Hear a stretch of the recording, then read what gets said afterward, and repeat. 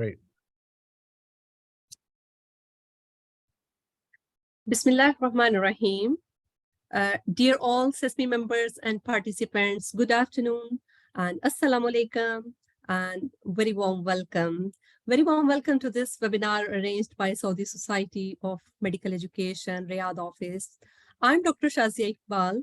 I'm chairperson and head of continued professional development activities at Saudi Society for Medical Education. As healthcare professionals, we believe that positive learning environment helps students to succeed, affect their moral development, and models a humanistic approach to medicine.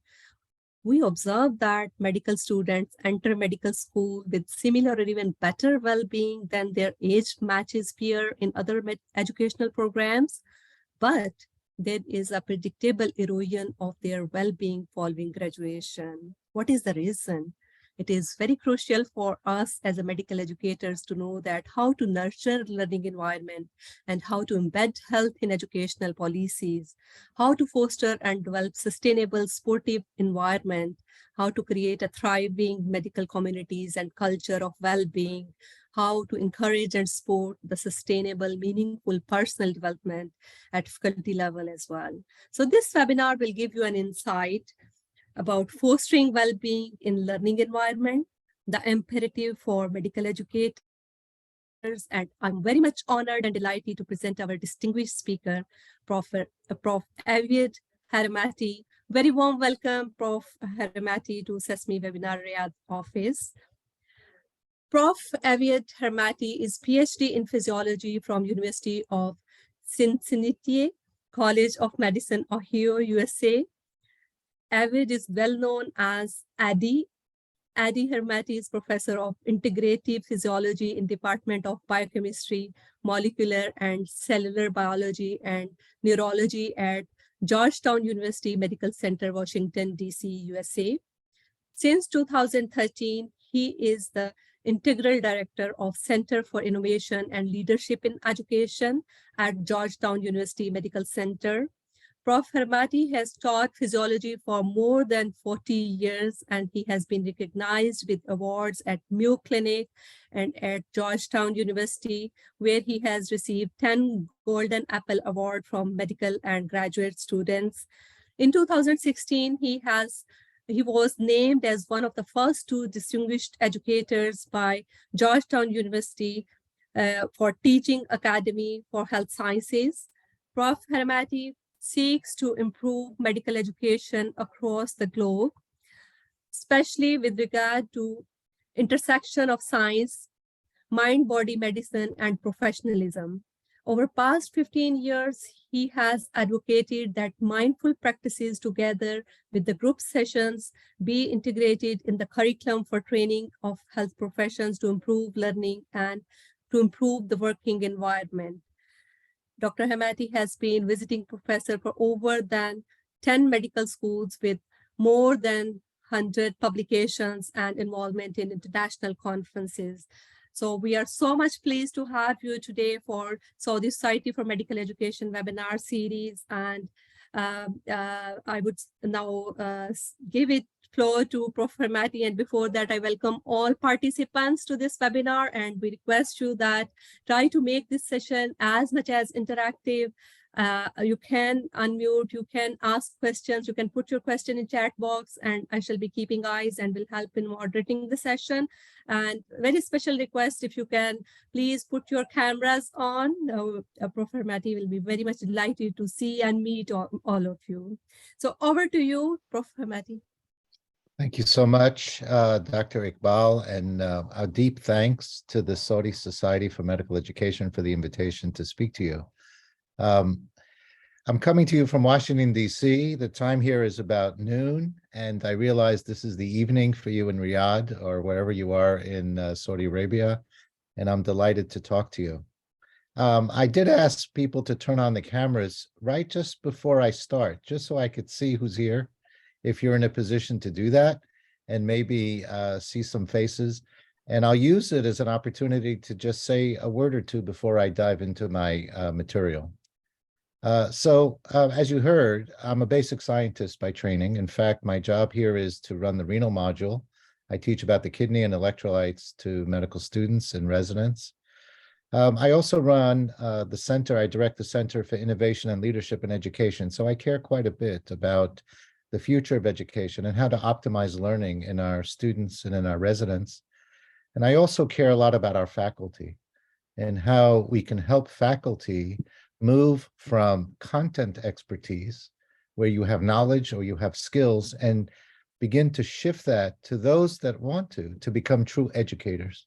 And just having the knowledge isn't enough to be an educator. So these are all things that I hope will come out of the talk that I'm going to address today. So delighted to see you.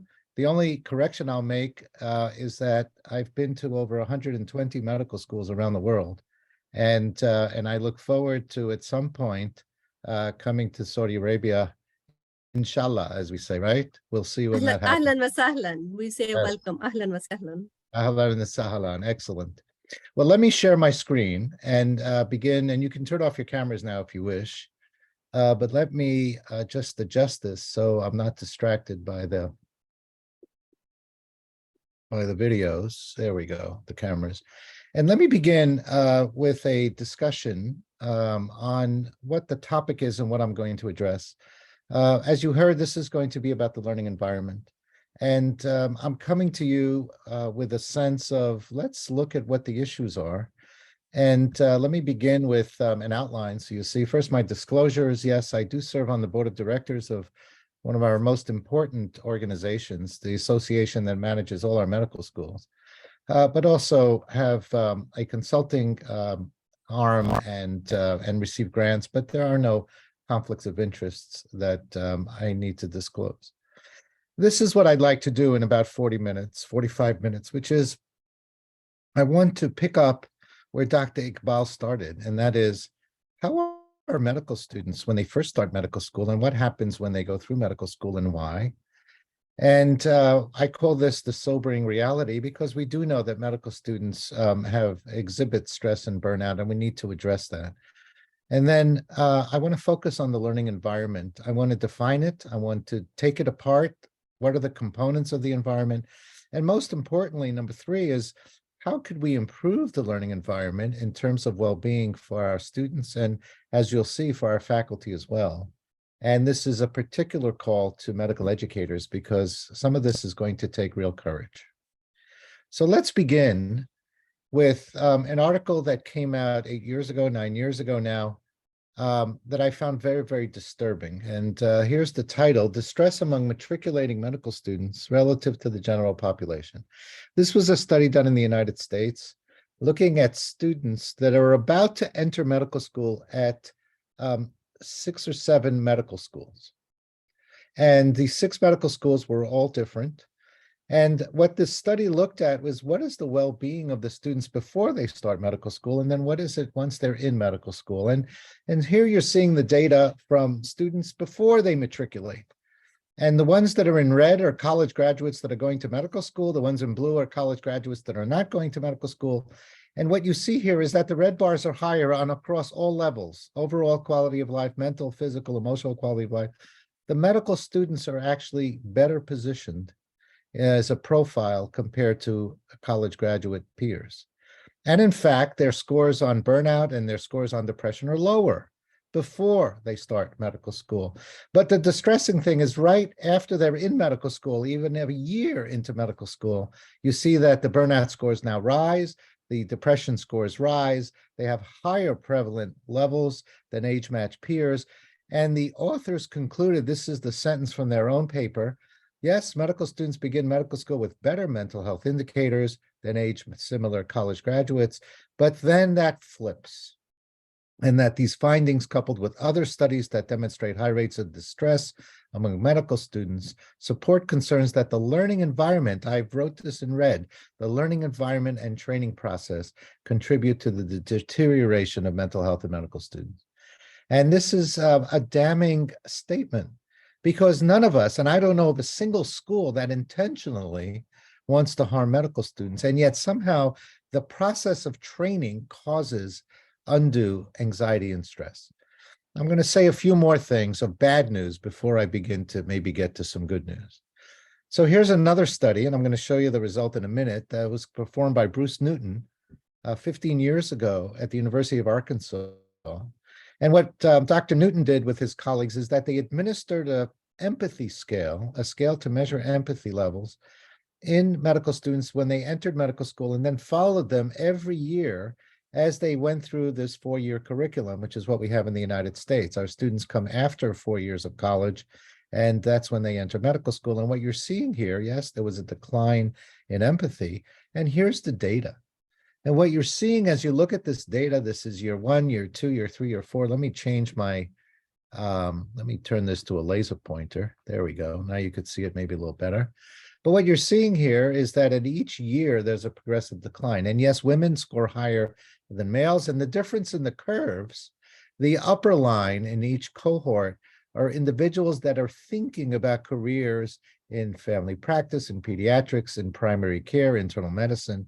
The lower lines in each cohort are individuals that are thinking about surgery or are thinking about anesthesia. Haven't entered it yet. But what you're seeing is that there's a progressive decline. And in fact, the title of this article was, "Is there a hardening of the heart in medical school?" Right? Quite a distressing title. And for those of my colleagues and maybe some of you that think, oh, this is a clinical problem because look what happens in the clinical years here, right? Particularly between years 3 and 4. Well, let me just draw your attention to what happens in the first year. I teach in the first year. I run the renal module. They learn about kidney and electrolytes and fluids, and that happens in the first year of medical school. And even there, what you're seeing here is that there's a decline in both cohorts. So something is happening on our watch, this decline in empathy.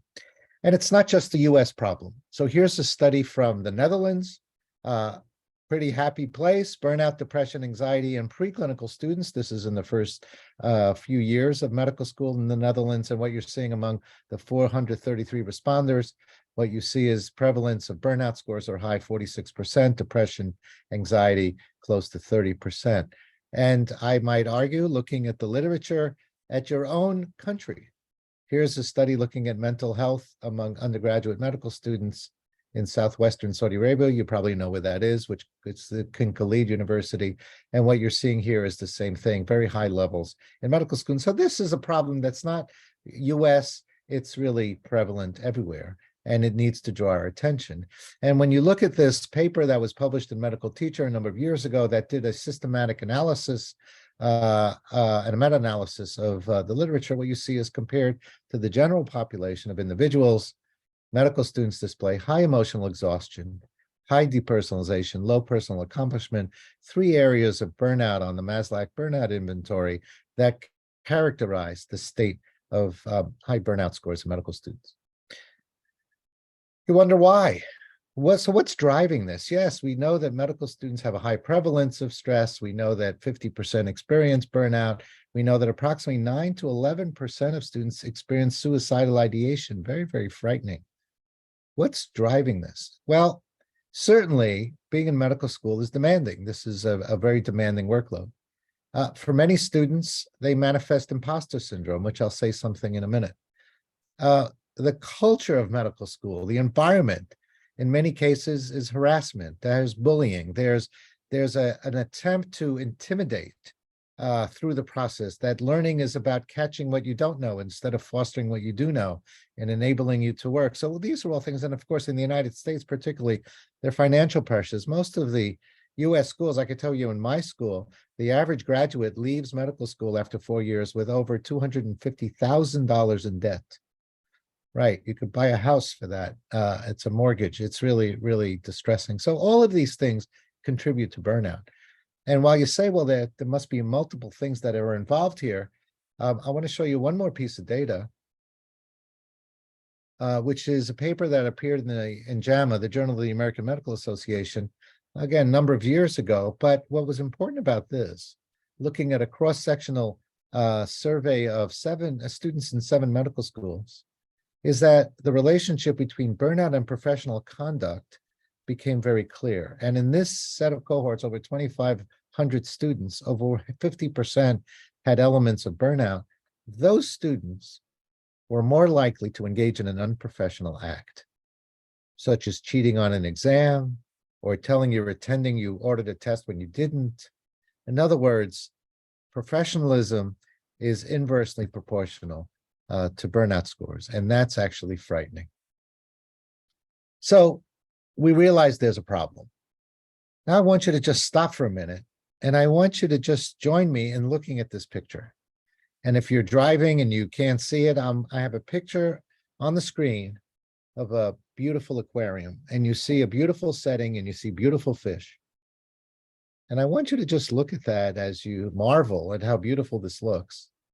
And now consider this. What would you do? What would you say if I told you that half the fish are sick? Half the fish are sick. Are you going to say, what's wrong with these fish? We used to have better fish. Something about this fish, they're not up to being the task of being fish. We need to get them better food, or maybe we need to get something. Or stop blaming the fish for not being well, and maybe consider maybe there's something in the water. Is it time for us to heal the environment that our fish are in? And so by analogy, of course, I'm referring to the environment of our medical training. So the notion of improving the environment for learning is not new. 5 years ago, April of 2018, the Macy Foundation, which is based in New York, and every year or so convenes a distinguished group of individuals to address a particular topic. And 5 years ago, I was invited along with 39 other people to spend 3 days in Atlanta to contemplate this, to contemplate how to improve the environment for learning in the health professions.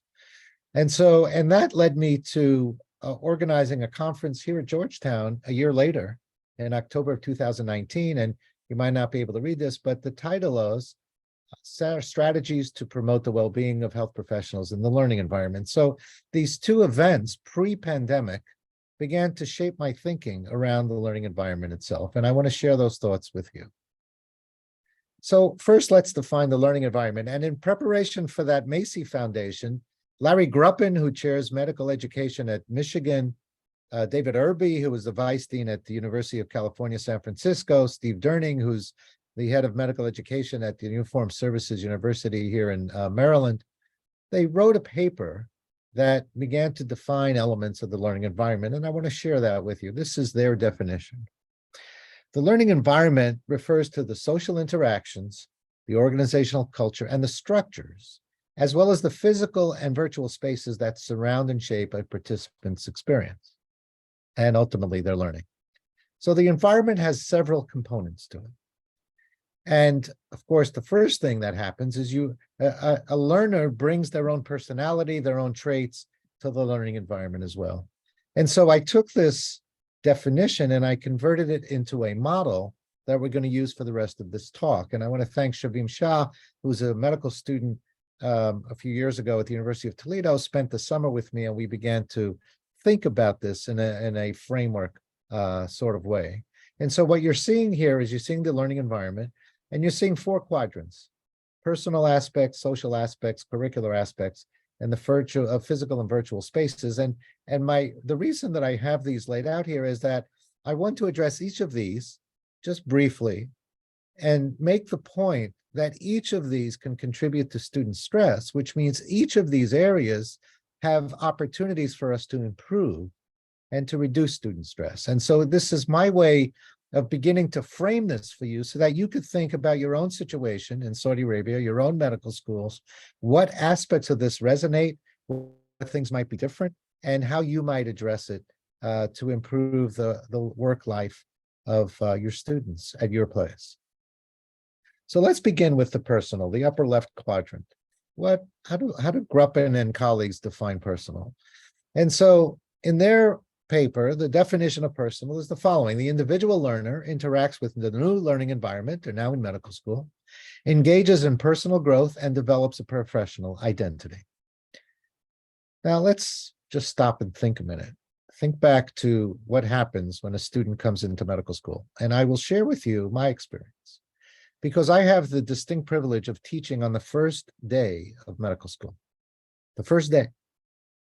They've just entered medical school. They just finished 4 years of an undergraduate degree. And now they're in a new school in a new city. And they're excited. And one of the things that happens is actually everybody comes to class that day. It's probably the last day that they're all in class, except for exam days, but they're there on the first day. And one of the things that I talk to the class about, my lecture happens to be about the physiology of body fluids as a way to frame the human body.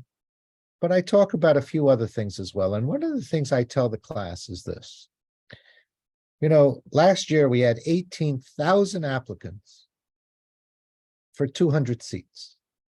Just think about that for a minute. What fraction of the applicant pool actually gets accepted to our medical school? So we're accepting outstanding students. But then I tell them something else. In addition to the fact that they're all very capable, in 10 days, we're going to have our first test. And on that test, I guarantee you that half the class will score below average. And the class looks at me a little puzzled. What do you mean below average? I never score below average, is what each one is saying to themselves. But you know statistics. Half the class will be below average. And for those students, this will be an existential crisis. And many are going to wonder, what am I doing here? Do I even belong in medical school? And so I reinforce the point by saying, of course you belong here. And the fact that you scored below average on that test has nothing to do with your ability to be a physician. But you need to begin to think about yourself, your strengths.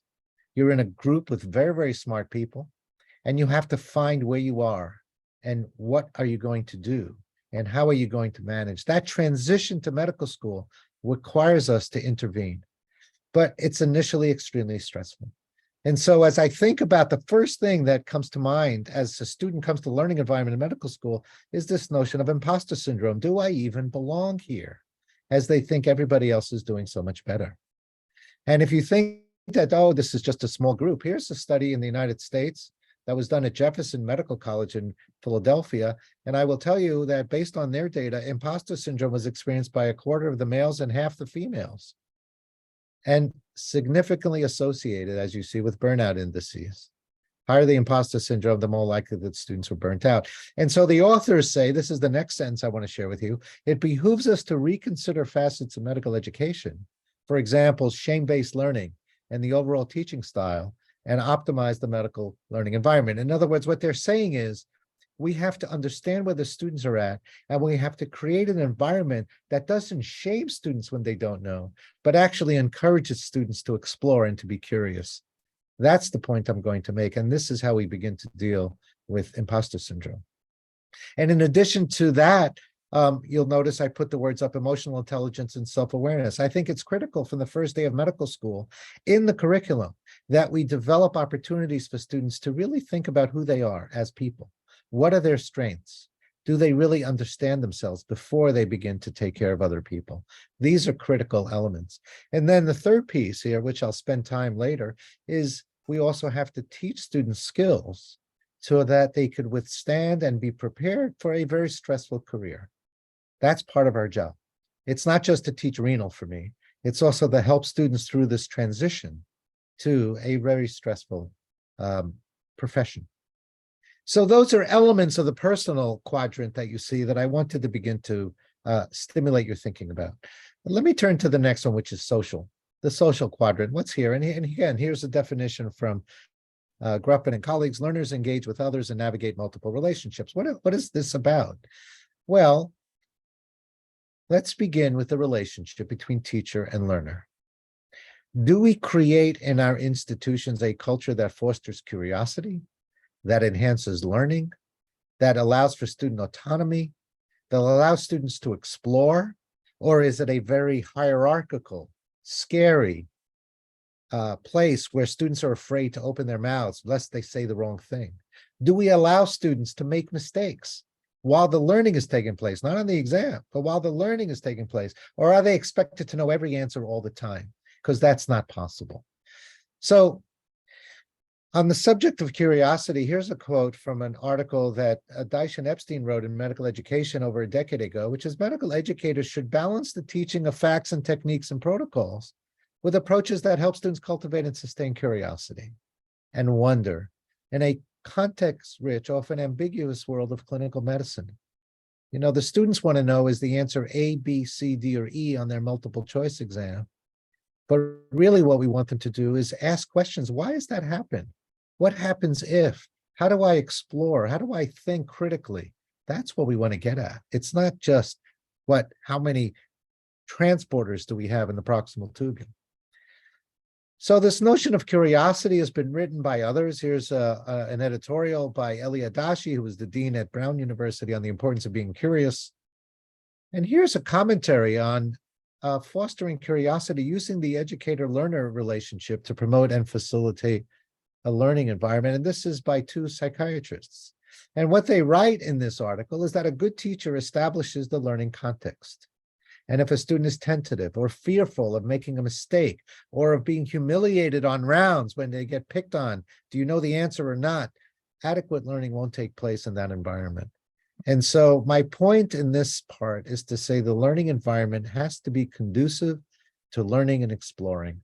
And there's a way to do that in a very large lecture hall when you ask a question and no one's ever want to raise their hand or answer because they don't want to get it wrong and be in front of all their colleagues, get something wrong. And the way to do that is to set the stage to say, this isn't about right or wrong.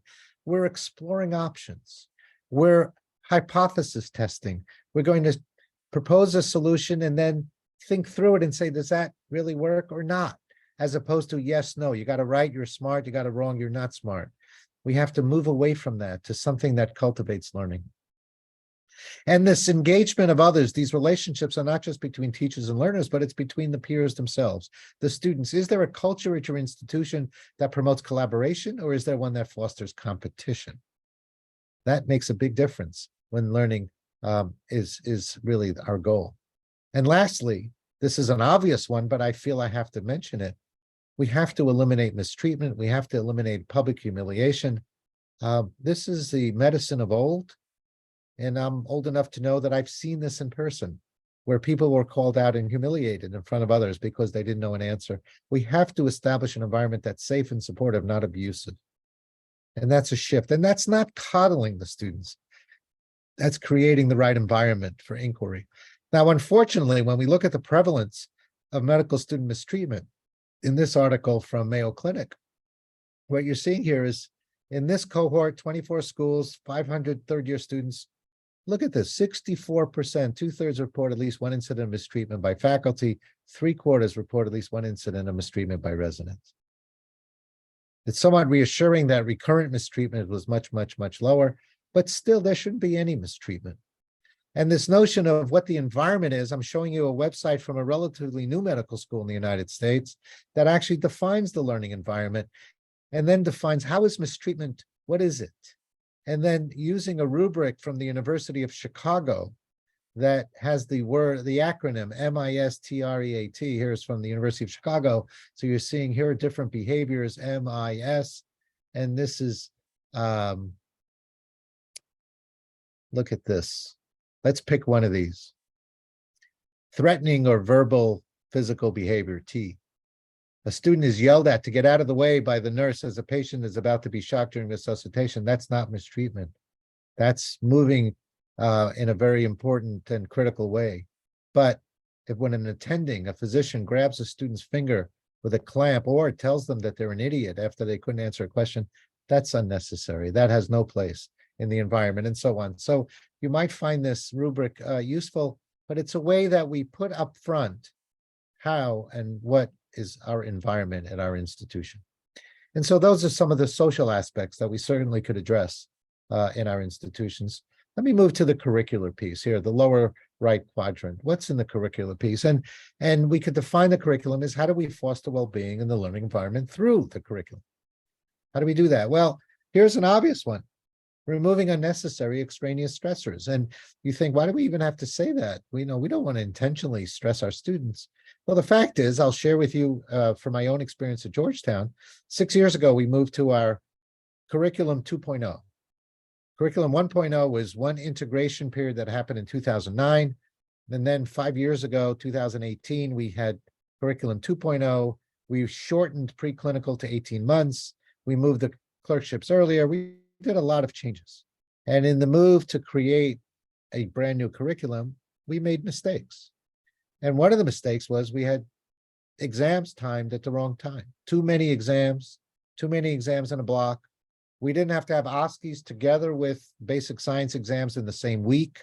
We could have spread those out. In other words, looking at the curriculum, can we, without changing the requirements, can we simply schedule things in a way that's less stressful? Doesn't have to be that way. And then, of course, there's the controversy of moving to a pass-fail grading system.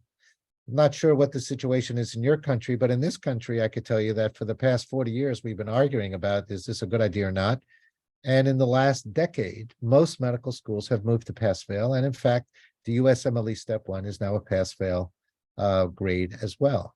And a lot of that is based on articles such as this one that appeared over 10 years ago in Academic Medicine that stated, this was a multi-center group, and the relationship of pass-fail grading and the curriculum structure with well-being. And the conclusion from this paper is how the students are evaluated has a greater impact than other aspects of the curriculum structure than anything else.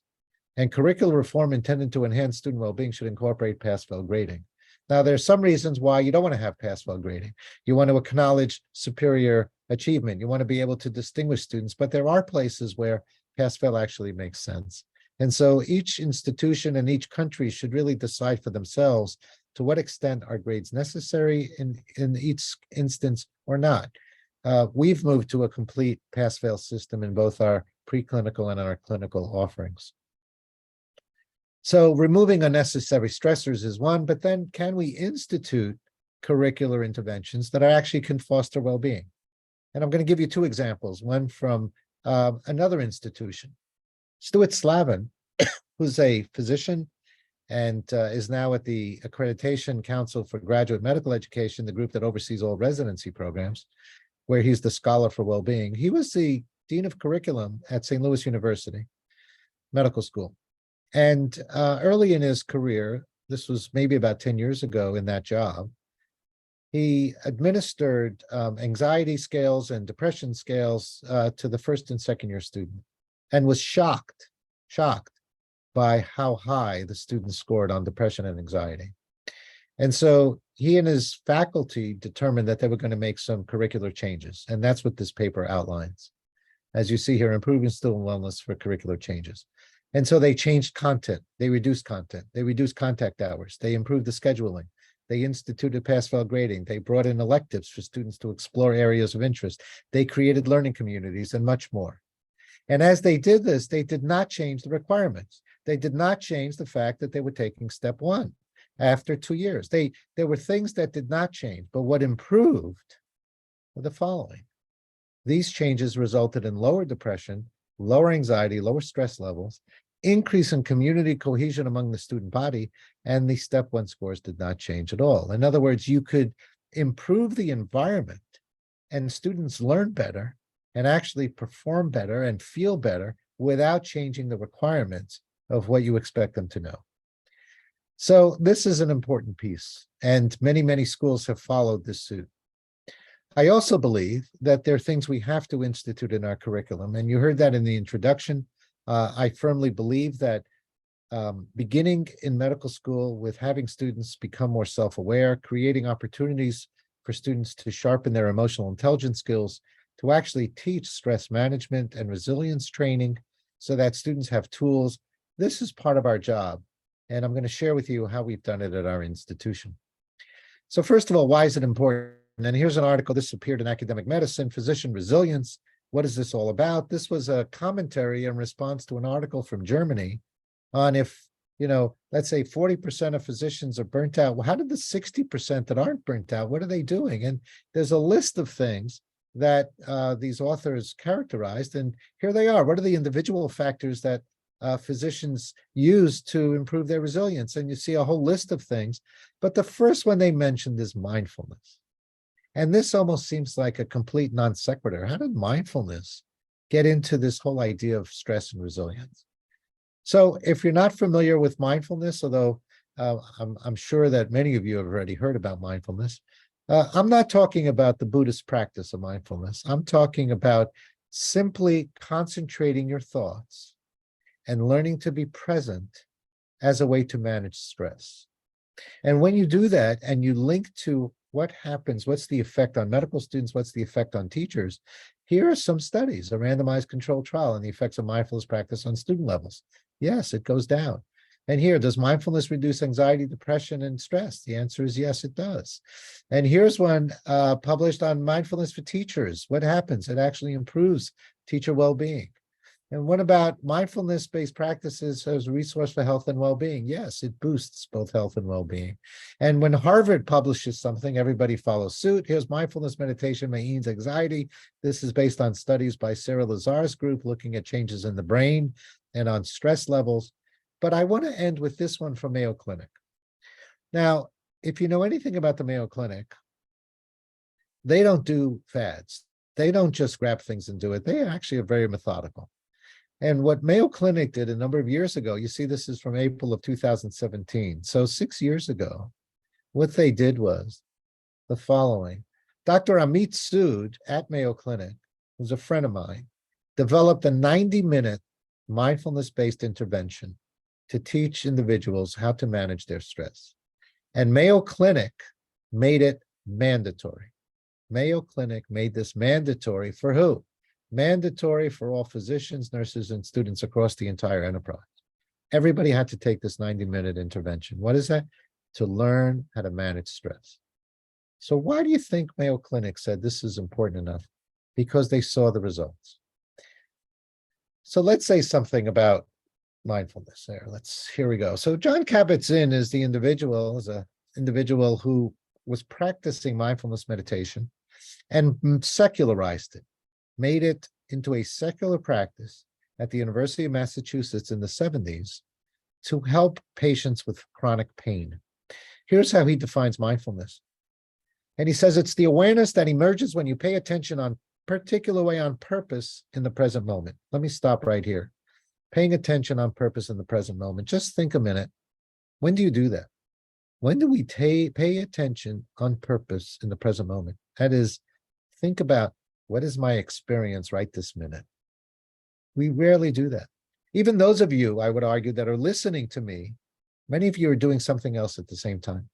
You're either thinking about something else, it's already 8:30, thinking about dinner, thinking about your families.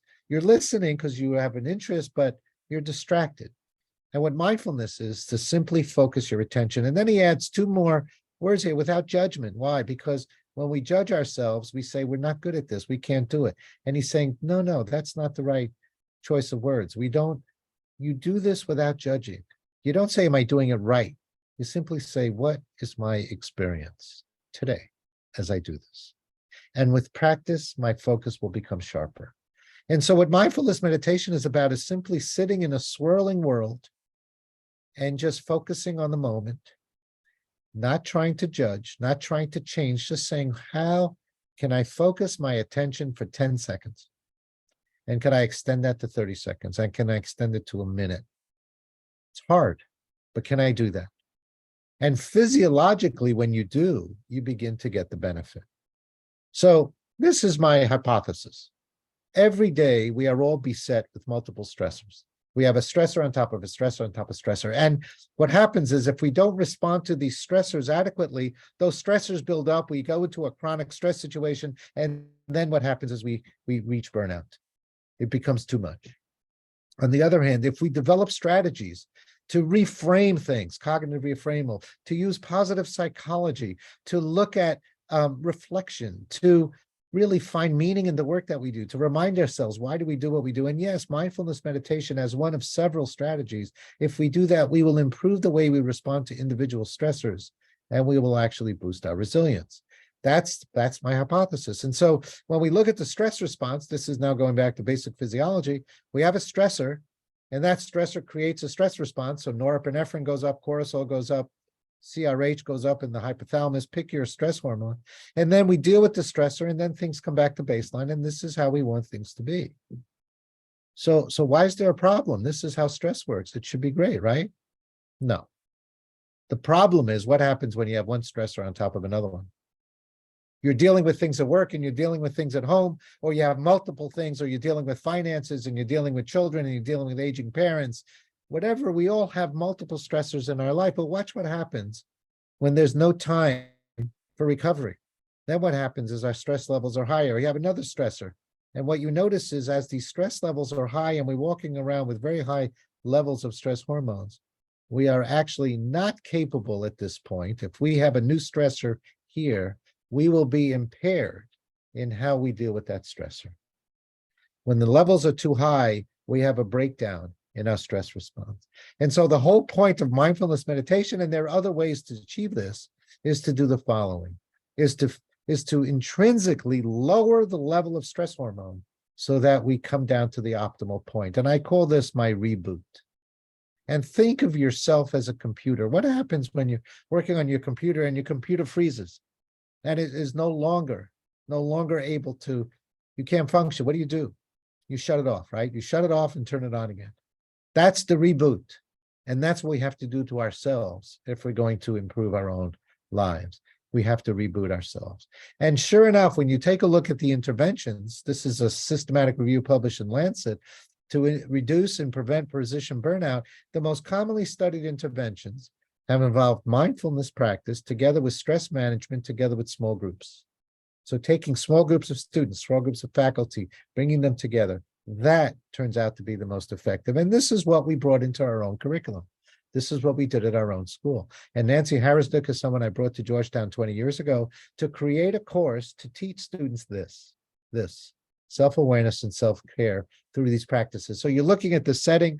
There's a group of 10 students. They're doing a meditation. This is not hocus pocus. This is Georgetown University Medical School.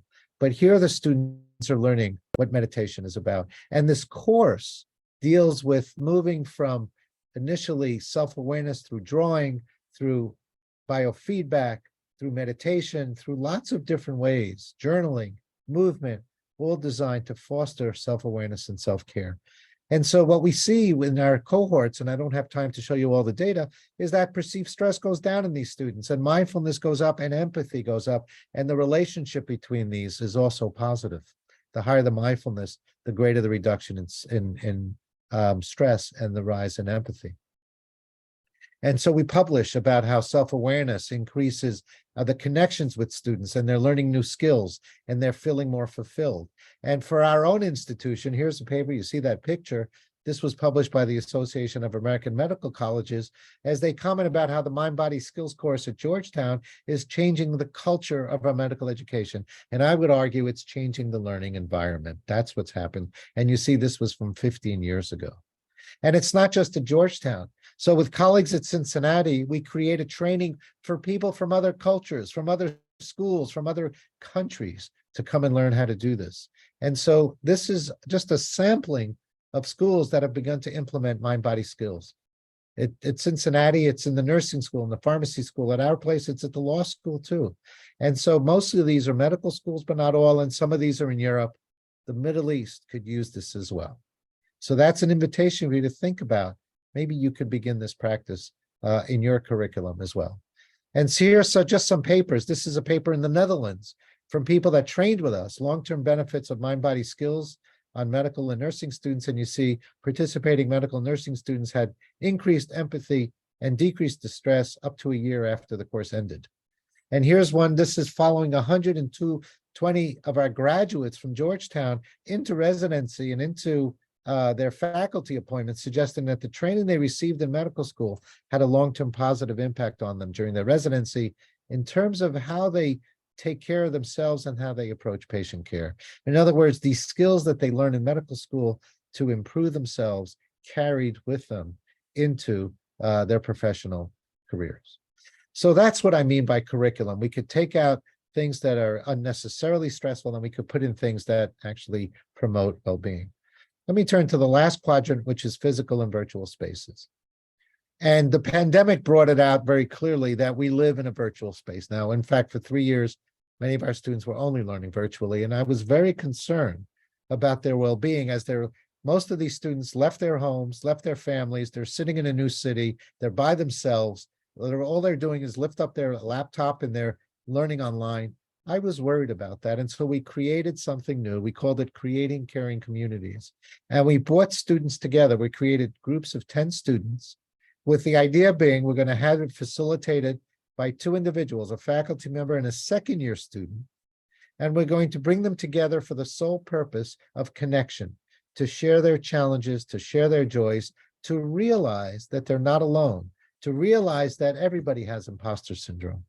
And so that's what we did. And so 10 students, one faculty member, one second-year student. And the format was very simple. It was like our mind body, but we only met for an hour, not two. We only met every other week. And after the first two sessions that were mandatory, students could opt out. So about a third of the class opted out, but 2/3 stuck with it. And so we create a safe place for them to engage. We allow them to check in with each other. They could hear, they could learn. And then we asked a series of questions. I'm just going to show you one, something very interesting. How would you rate your experience? So the light blue are the students that started for 2 sessions and then left. And you see, most of them didn't think it was very meaningful, although some individuals did. The dark blue are students that stuck with it. And for them, yes, it was meaningful. For our second year facilitators, yes, they found it meaningful. But the group that found it the most meaningful were who? In red, the faculty that facilitated this. Keep that in mind. The faculty actually found these groups to be powerful. And this is just a snapshot of my own group. This was my second year co-facilitator. And you see they're all smiling, of course, they're staged for the camera, but this is what we did during the pandemic. So there are ways in which you can create an environment that actually fosters well-being, even virtually. So let me come to the last piece. As I'm coming towards the end here, I'm going to need to hurry a bit, but let me just say, we have the 4 quadrants, but what about our faculty? Everything in the quadrants focused on the learners. Can we say something about faculty? How are we as faculty doing in the Academic Health Center? And the answer is not great. The answer is not great. In this study on the stress and morale of academic scientists, we found that morale worsened from 2009 to 2014. Faculty are worried about funding, faculty are worried about paperwork and administrative duties, and there are a lot of things. And then the Association of American Medical Colleges surveys of groups of faculty. I'm going to show you data from 30 institutions, 20,000 faculty, of which 14% are basic science faculties, another 2,700, big numbers. And what are we looking at? We're looking at the following. Define your own burnout. Do you enjoy your work? Blue, I have no symptoms. Are you under stress, but you're not burnt out? Yellow.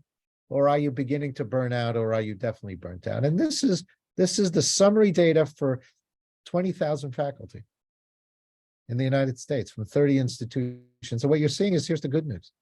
About a third are doing fine. They're enjoying their work, no burnout, everything's great. And in fact, the ones that are in clinical departments but without patient care are doing the best. About 40%, the yellow, are stressed, but that's fine. We have stressful jobs. They're managing. It's the orange and the red that we have to worry about. And you see here somewhere between 18 and 25%, maybe close to 30%, which is less than the 50% of physicians in practice. So academic life is a little better, but we still have to worry about it. And when the AMC asked them, so what is it? What's causing the burnout? And there's a number of things here about governance, about the nature of work, about opportunities for growth, about promotion. But let me draw your attention to this one. Collegiality and collaboration. That's a big issue. And that's part of the environment in which we work and we teach and we learn. The lack of collegiality and burnout. And that brings me to showing you a picture of faculty sitting around. These are facilitators of our mind-body groups. And these are individuals. This one, this gentleman right here with the white shirt is the head of our internal medicine residency. And this is a psychologist in our cancer center. And this is a professor in our law school. And these are individuals that chose to lead groups. And a number of years ago, we surveyed the facilitators, not the students in the group, but the facilitators. What does it mean to you to be a facilitator of this mind-body medicine group? And it turned out, much to our amazement, that the facilitator scores were lower on perceived stress and higher on mindfulness. And they wrote about how this new role that they have improved their well-being, enhanced empathy, and just actually gave them a whole new identity in their medical school. And that led to this new insight, which is when faculty and senior staff participate as facilitators of our mind-body groups, they help learners for sure, but they also help themselves. That's a key piece. And so I come back now to summarize, right as I'm coming close to closing. I talked about the 4 quadrants of our learning environment, but I also emphasized the fact that the faculty create the environment. And we have to figure out how to help the faculty because the faculty are not doing great. And one of the ways to help the faculty is to engage them in leading well-being activities for the learners. And when they do that, they actually help themselves as well. That's my message to you. And so let me summarize the key points as follows. I think we can all agree that medical stress and burnout is a serious issue. And I believe it's linked to adverse elements in our learning environment. That medical educators, all of you, can help improve the learning environment in a number of ways. We can institute helpful curricular interventions, and each institution in each country is going to figure out what's going to optimize it. I gave you some suggestions in those 4 quadrants, and there are things that you could add. I think we ought to strive uniformly to create a climate of respect and engagement and help trainees learn and build social connections and community in the institution that they're in. And we faculty have a very important role there. I think we also need, as educators, to teach learners personal skills in stress management, in self-awareness, emotional intelligence, and we can model that as well. We have to model it. We can't just teach it.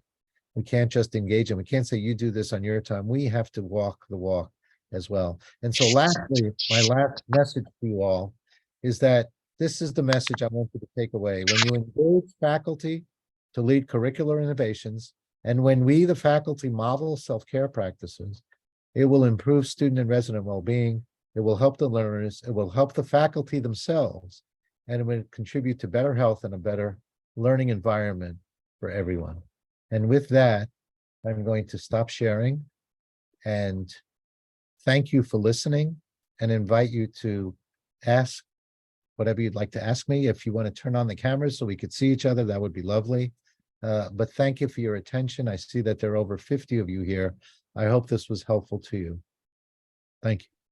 Well, thank you so much, Prof. Hemati, for this wonderful and illuminating presentation. And I would say that it's eye-opening to some extent that, yes, we have to realize that stress do exist, not only among students, more than that among faculty as well. And we need to give a serious thought to that and looking into all these 4 components, that how we can improve at our institutional level and how we can modify things, especially when you talk about curriculum reforms and thinking to give some significance to this topic. Because some serious issue does exist, depression, anxiety, and then leading to suicidal thought is really eye-opening. So I would request participants that feel free to raise your hand or unmute, and you can ask your question to Prof. Hemati, and you can write in chat box.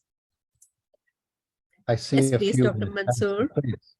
Dr. Mansoor is very expert medical educator at King Saud University, and he is very active in medical education, working as associate professor, curriculum developer, and faculty developer. Yes, Dr. Mansoor. Thank you, Dr. Shazia. Thank you, Dr. Ali. It's really amazing. Actually, I'm so interested in learning environment, and I have some work in this. My point is, I think it is important to be aware about the culture that we are providing or enriching in our student, especially in our situation. We are still struggling with the grades environment, and our student, they turn to be, let's say, competitors, mark hunters, if I can say. Let me share with you one experience. Maybe it is from our own culture. One day I was praying Dhuhr prayer, which is in the middle of the working day. And usually students, they are praying in the same building of the classes. So one of the students, he prayed so fastly, which is again against the essence of praying. Then after we finished, I asked him, why you are in a hurry? Just it's 5 minutes and you need to be just performing the prayer in the relaxing, smooth and quiet manner. So he told me, I have an exam, I have to prepare for it. So this moment tracked me to think about, so this student is keep in the circle. He's like a clog in that continuous competition environment that it will eventually match a lot of his soul and spirit, and he might end it as a successful person, but also a lot of damages being there. So my point is that I think we have a lot of opportunities according to our culture. If I'm talking about our Muslim culture, we have this opportunity of praying, and most of us, we are doing it during our working hours in the building with our student. So while you're talking, Dr. Adi, I was thinking about how could we cultivate on this in improving our students. So thank you so much for giving me the chance. Yeah, I have to compliment you. I think you've brought out a very, very important point, and something that in your country, you are positioned to do better than most places. The Muslim culture, in which you pray several times a day, provides the opportunity for students to do exactly what mindfulness meditation is about. It's about focusing, it's about taking the distraction out. And even if it's only for a few minutes, that will do the physiologic intervention that I was talking about. You know, in the United States, we have to invent it, but you have it. And the student that you mentioned is a perfect example of someone that is so focused on grades that they feel they can't. But if we could train them to recognize that the minutes that they take to disengage will actually improve their studying later, that actually will be a win-win. This will be a fantastic opportunity to do that, but they have to believe it. They have to see it. And the fact that you take time out of your day is a perfect modeling of that. So I think we have, we were always going to have students that are skeptical. We're going to have students that are, you know, it's stressful. This is a stressful training. I get that. I'm looking at the list here, and Dr. Undi wrote excellent talk, but said here, we need to assess students at multiple points, how to balance authentic assessment and a stress-free learning environment. I agree with you. We're not creating a stress-free environment. The stressors are there, and they have to be there because we need to assess students. What we want to do is improve the way the students cope with the stress. That the stress doesn't come so debilitating that they can't manage, but recognize, yes, I know that I have a stressful time coming. I'm going to prepare myself. And that when I feel I'm too stressed, I have to find ways in which I regulate myself so that I could think more clearly and I could study better. And that involves usually breaking the habit of saying I have to study 24 hours a day. That doesn't work, but I have to pace myself. I have to find room here to do that. And that's really up to us to help shape that. Yes, we do agree. So any other question? There is a lot of thank you in chat box for wonderful presentation. Dr. Prakash, I have a feeling that I've seen you before, and I saw that from your picture, but thank you. I'm glad this was helpful to you. I'd like this to be a beginning, not an end of our relationship. And so I look forward to really struggling with this. You know, it's not like I have all the answers. I'm sharing with you things that I'm struggling with, and I'm sharing with you things that almost all the medical schools in the United States are struggling with.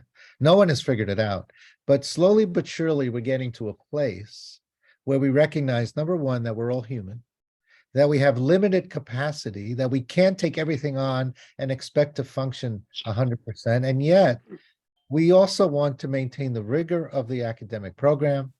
We're not coddling the students. We're simply making it tolerable. And that's something we all have to do. Hand this up. Dr. Yes, Faisal. Professor. Yes, Professor Ikram. Yes. Doctor, how as faculty member, first we convince ourselves that the stress is not the integral part of the medical curricula, rather it's a problem. Because until we do not identify it as a problem, we cannot, and we do not convince as faculty ourselves how we are going to look for a solution. Well, this is exactly why I started this talk with the slides that showed the results of the study that medical students get sick in medical school. And it cannot be that simply becoming a doctor will make you sick. That doesn't make any sense to me. So what has to happen is, yes, there are lots of professions that are challenging. They don't all look like this. And so what it forces us, and now I'm talking about us, all of us as educators, is how do we maintain the rigor of the program without making it so overwhelming that students get sick? And a condition where you see students come in very healthy, and then within a year, depression scores are high, anxiety scores are high. We have to look and ask ourselves, what are we trying to create here? Because at the end of the day, these are people going out to be physicians. They're going out to take care of the community. Do we want them to be half broken? I don't think so. And so we have to find a better way to do it. And I think one way, if we did one thing tomorrow that was different, we take out the harassment piece. We take out the piece where we look at our learners and we expect them to get every answer right during the learning phase, not the exam phase, the learning phase. How many times on rounds do we have faculty that want to catch the student in what they don't know? Well, that has to change. And what we have to do is really cultivate. This is why I started with curiosity. If we approach our courses with not this is what you have to memorize, but ask questions that students get excited by, when they're excited about their learning, they will handle more. And so let's move it from a confrontation to a partnership. I'm here to teach, you're here to learn. Let's figure out how we do this together better. Does that make sense to you? Definitely, Yes. definitely. Yeah. Well, I mean, while there are not much question, but let me ask my experience that in our medical school, which is relatively new medical school in Riyadh, Saudi Arabia, we were thinking to introduce this mindful body practices as elective course of maybe 2 or 3 credit. But when we started discussion and we started building course specification, how it will be, there was a lot of debate. And at the end, faculty members who have some kind of other priorities over this topic, they won the game. And they said that I think the other courses or modules, they are more important to be done as elective rather than this mindfulness. This is something lavish, or you can say this is something people can do in their off times. They can join some sports club or yoga classes. So it was very hard for us to convince faculty and convince that yes, this is something which we have to take as a priority. So what is your experience and how you can guide as a faculty developer that if we want to introduce it as a module or elective, what should be the nature of the course itself? It should be very practical, or there will be some teaching session as well? Your question is spot on. It's exactly the question to ask. And, I have to tell you, I never imagined in my wildest dreams that I would lead a meditation group. That's not me. And yet it's exactly what I do. Why? Because you realize that when you have students together, and I teach renal, right? I teach about the urine. I teach about very technical, quantitative things. But then I also do this. What is this?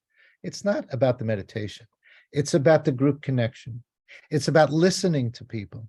So I think depending on the culture, we don't have to call it mind body. We can call it something else. We can call it a group engagement to talk about values, integrity, meaning of purpose in our lives. I am creating a different module separate from mind body, because for some people you say mind body and they go, that's not me. I say, okay, but we can still have the group experience and we'll have reflection articles that will not be meditation, but there'll be something else. And what we're doing there is we're training faculty to bring out the aspects of students' lives and a connection that will focus on who they are as people. We can do that. And we don't have to have it under the banner of mind body. So the goal that I'm after here Right now, 40% of our medical students take this elective. We don't make it required because I don't want a student there that doesn't want to be there. But imagine if we had 3 different options. One is groups with meditation and mind-body skills. One is groups with positive psychology skills, gratitude, right? Optimism. And one with groups that focus on other things, narratives, writing, reflecting. And then you say you have to take one of those 3. That's required, but not each one of them. Then what you've done is you've exposed every student to what the capability is of becoming more self-aware, and what that's a critical piece here. So I think we could work together to figure out what might work in different cultures, and specifically in your own institution. At the end of the day, the science is going to carry it. And the science is that stress is corrosive and makes us sick. And we have to find ways to reduce it. And for some people, it's listening to music. And for other people, it's walking in nature. Fine, let's use that. And for others, it's prayer. For the person that doesn't want to pray, fine. So let's walk outside in nature and use those 15 minutes to reduce cortisol in a different way. But we have to model it. Exactly. So I think if for curriculum developer, if we want to make it, it should be more like practical or some kind of task or group discussions or some Yes. kind of activities in groups, so that Right. people can sit together and can learn from each other, discuss their issues or maybe solutions. I will, if there's a real interest in the group activity, I'm happy to share with you a little bit about how we create the groups. The groups have to really be small. Too big and nobody participates. So you need small. Small means 10 or less. Okay. And then you have to set the ground rules. And the most important ground rule is that there's no judgment. There's no fixing. There's an opportunity to share without ridicule and without telling me what to do. And the facilitators are also participants. It's not therapy, but it's a place where people come together to share what is actually going on in our lives. And that's where I tell my students, here's what I'm grappling with. I have an aging mother. I have new grandchildren. You know, there's always issues in our lives. And when you humanize yourself to them, that changes everything. And now we've humanized the training, and now we've humanized our profession. It Yep. starts with us. Dr. Muna Abu Saud, she dropped a question. It needs a change in mindset, definitely. Yes. It needs a change in mindset and culture, educational culture environment. Yes. So is this mindfulness course is graded? So it's not grading, so no Well, everything stress. must fail. So the only way that you fail is if you don't come. So you have to come. But no, grading, we take grading out of it. And in fact, everybody comes. And we Great. tell the group, if something happens, you're going to surgery, you got sick, you have to email the whole group, not just the faculty member. You have to email everybody in the group, because you owe every person a responsibility to tell them why you're not coming, because everybody feels connected and a sense of, wait, this group depends on all of us. So if I can't come, I have to apologize to everybody. And they do. See, it changes everything. It's not a requirement, oh, I have to come. No. And so when we make it as an elective, we say, if you're signing up for this, you have to agree that you're going to attend all the sessions, barring illness, right? Now, we also tell them we only have 20 seats, even though it's not true. I'll take 50, I'll take 80. But then it's, tell us why we should select you into this. So there are ways in which we could strategically make it highly desirable to be in the group. But I think there's a lot we can do, and there are things that are specific to each country that would resonate with the culture to make this much more palatable. That's great. You mentioned that during period of COVID, you created it. So Yes. which No, kind no, of COVID, activities we were did done the during that? virtual. COVID, Okay. we did the virtual course, but the in-person course went on the whole time until COVID. Then we did the in-person course virtually. Now we're back to in-person, or actually we do sometimes half and half. We do hybrid. We'll meet for some sessions and we'll do some on virtual. All right. Yeah.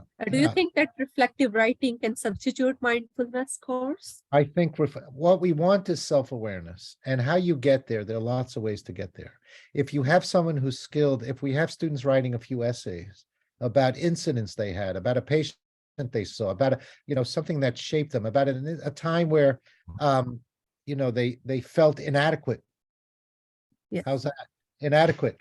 And a faculty member will write on the same topic, time I felt inadequate. Means what? We all go through that. And then they share that. And then a time where I felt, you know what, I really made a difference in someone's life.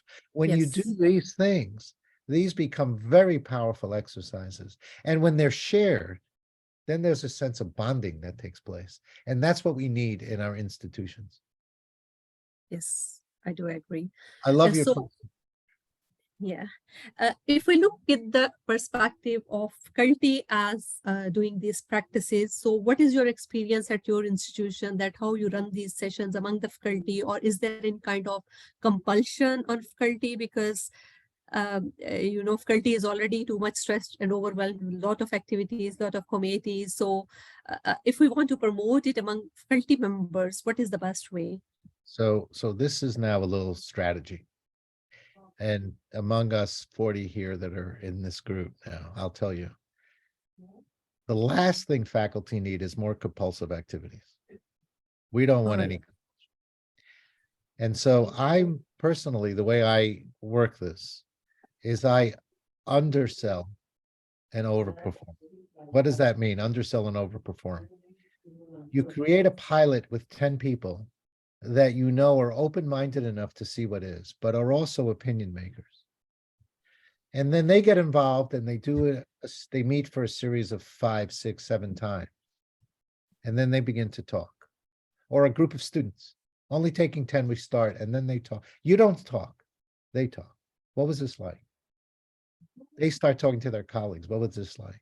And then people come and say, well, what are you doing? This is all new. And I say, I'm not sure it's for everybody. You need to come in a group, you need to be open. Well, I'm not open.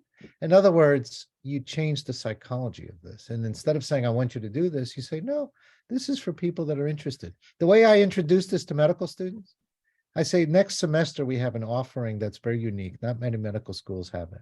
However, if you're curious about yourself, you might discover things you didn't know, and you'll grow. So it's not for everybody. And if you don't do this, I won't think less of you, but I'm offering you an opportunity to explore. And sure enough, that begins to resonate, as opposed to, no, we want everybody to do this. It's mandatory. No, that does not work. All right. Because most of the time we are doing as a peer coaching or peer sport, you can say, and to some extent we have programs of mentoring. So we are developing this kind of collaboration or close contact with the students and peers to discuss things, but we don't take it as mindfulness, you can say. So when we look into this point as a physiology, is there any difference between mindful practice focusing different from yoga, or this is the same kind of thing? So I wrote an article with colleagues at Mass General Hospital, which compared relaxation techniques and mindfulness meditation. There are things that are very different, and there are things that are similar.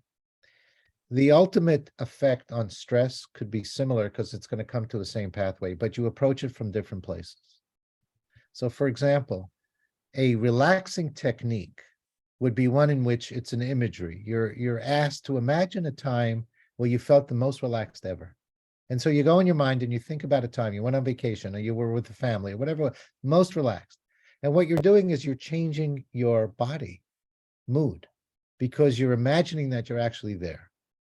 Contrast that with what's mindfulness. Mindfulness is I'm closing my eyes and I'm imagining, I'm thinking about what am I doing at this moment. Now, it could be relaxing, it could be not relaxing. I am not changing my mood. I'm simply saying, what is my experience now? I'm accepting where I am. Now, just that practice in itself could also be stress reducing, but they're completely different. One is accepting where you're at, the other is changing your mood. And there are times where you want to use one or the other, or some people will resonate with one approach versus the other. What we do in our course is we give a variety of tools, each week a different tool, and students find what resonates for them. Our faculty do that too. They find what works for them. The way we train our facilitators is it's a 3.5-day retreat away from family. We go to a resort, usually a very small place, and they live the course that they're going to train. I want them to experience it, and then they're able to understand what happens. It's fantastic. That's the investment that a school has to make. And we could talk about how to do that. That's so interesting. I think maybe you can better meditate and focus beside beachside, changing the environment. Right. Right. Yeah. And so there are lots of ways to get there. And everybody has different experiences. Yeah. And Yeah. that's also they learn. There's no one right way to do this, but they learn from everybody. Because after you do it, we go around the room and ask, so what was your experience like? What happened for you there? And so they're listening more than they're talking. Yeah. They're listening. Yeah. to it. Right. Yeah. So a lot of thanks are given in chat box. People really enjoyed your presentation, and I think we are moving towards end. Professor Marty, I should really appreciate if you can share some link, maybe YouTube link where we can, which is very helpful for practicing ourselves as a mindful body practice and focusing.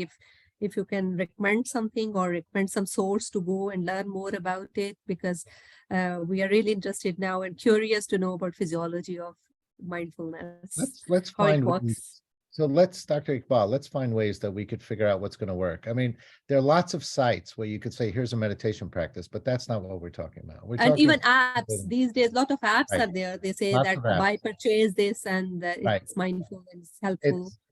I think the group experience is actually more important than the actual practice that you do. Let me All be right. clear.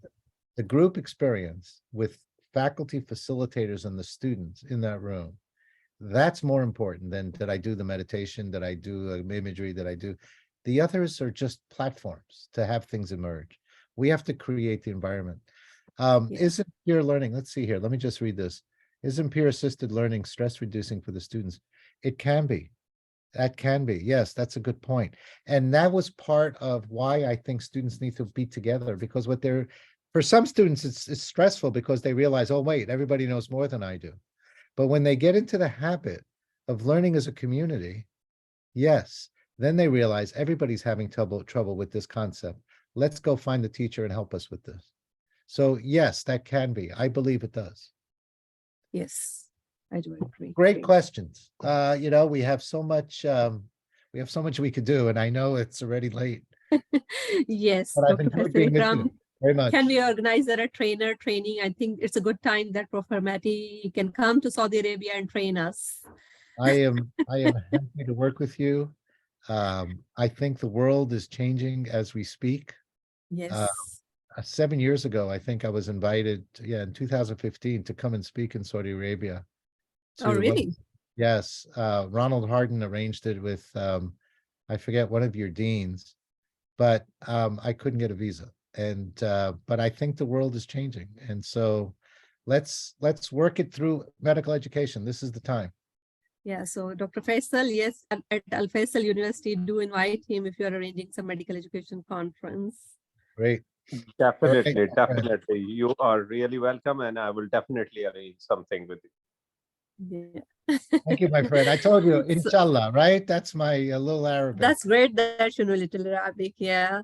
So I would say thank you so much, Prof. Pleasure. Adi, for giving us time, for your precious advices and precious knowledge you shared with us. We really appreciate. And for all participants, thank you so much. I hope you enjoyed the session, and we shall share recording of this session with all of you.